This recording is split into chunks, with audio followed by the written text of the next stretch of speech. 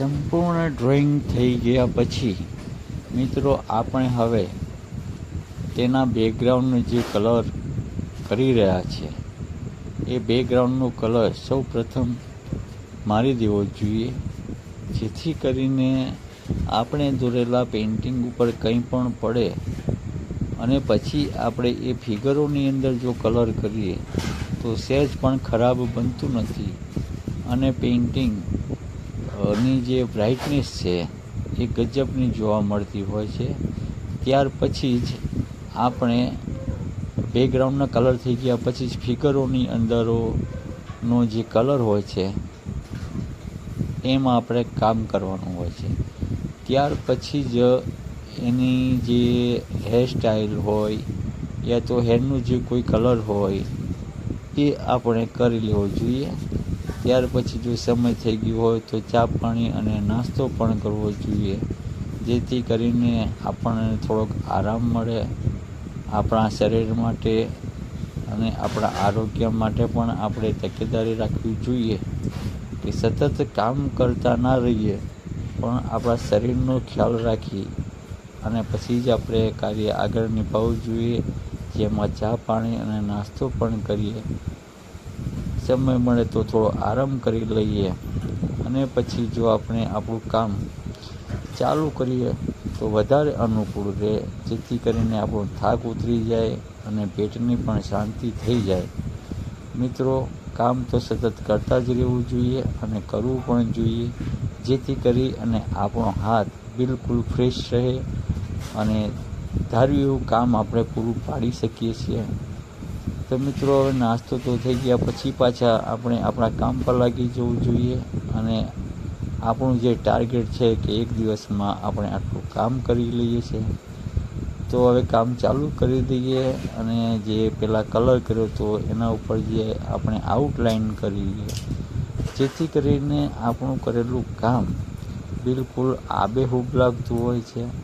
અને જોનારને પણ એ બહુ જ સરસ ગમતું હોય છે. તો ફ્લેટ કલરો ભર્યા પછી લોંગ હેરથી કોઈ ઘાટા કલર યાની બ્લેક કલરથી જ આપણે આઉટલાઈન કરી લઈએ, જેથી કરી અને આપણું દોરેલું ચિત્ર બિલકુલ બહાર આવી જાય અને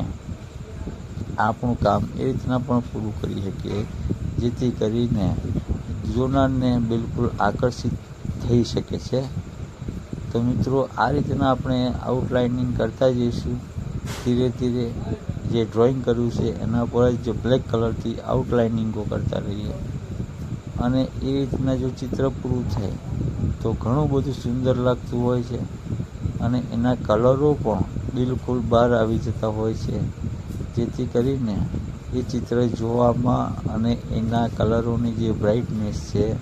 એ પણ વધારે સુંદર જોવા મળતી હોય છે. તો અત્યારે આપણે જે કલર કરી રહ્યા છીએ તે બ્લેક કલર એક્રેલિક કલર છે, જે વોટર કલર જેને કહેવાય, વોટર બેઝ હોય છે અને તે બિલકુલ વોશેબલ પણ હોય છે. જે આપણે આ કામ કરી રહ્યા છે એ એક્રેલિક એસેમેન્ટના કલરો વાપરી રહ્યા છે અને એક પછી એક આપણે એના આઉટલાઇનિંગ કરી અને ચિત્રને બહાર લાવવાનો પ્રયત્ન કરતા હોઈએ છીએ. તો મિત્રો, આપણે આ જે કરી રહ્યા છે એ એક સ્કૂલનું જ કામ છે, જે પ્રાઇમરી સ્કૂલોની અંદર જે બાળ મિત્ર વર્ગ હોય, બાલવાટિકાના વર્ગ હોય કે પ્રજ્ઞાના વર્ગો હોય તો એના પર આ રીતના સરસ રંગબેરંગી કલરો પૂરી એના પર આઉટલાઇનિંગ કરી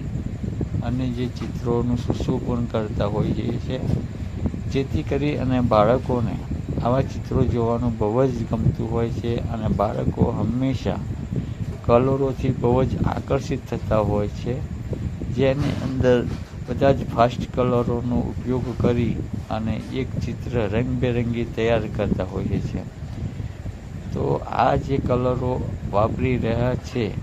એનું મુખ્યત્વે એ જ હોય છે કે જે દૂરથી દેખાય અને બાળક દૂરથી જુએ એટલે એને એ પ્રત્યેનું એક આકર્ષણ ઊભું થતું હોય છે. તો આ રીતના આપણે જે પેઇન્ટિંગો તૈયાર કર્યા છે એ બાળકોને બહુ જ ગમતા હોય છે અને શાળાની અંદર પણ શોભતા હોય છે,